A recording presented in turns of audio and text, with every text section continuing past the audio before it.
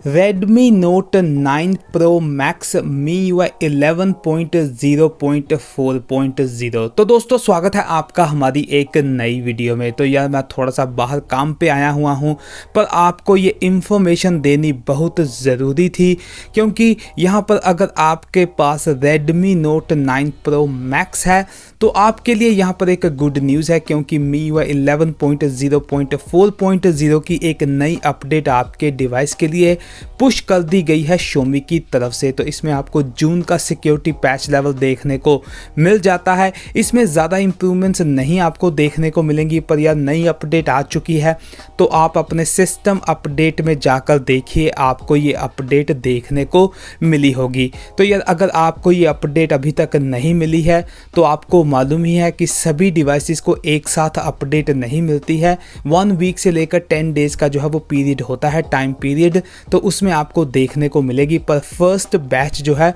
अब रिलीज़ कर दिया गया है Xiaomi की तरफ से। तो आप अपने सिस्टम अपडेट में जाइए, अगर आप one of the random lucky user हैं तो आपको ये अपडेट देखने को मिल चुकी होगी। अगर नहीं मिली है, विद इन 1 वीक से 10 डेज़ के बीच में आपको ये अपडेट देखने को मिल जाएगी। तो यार ये सारी इन्फॉर्मेशन थी यहाँ पर Redmi Note 9 Pro Max के बारे में। तो यार आज के लिए बस इतना ही।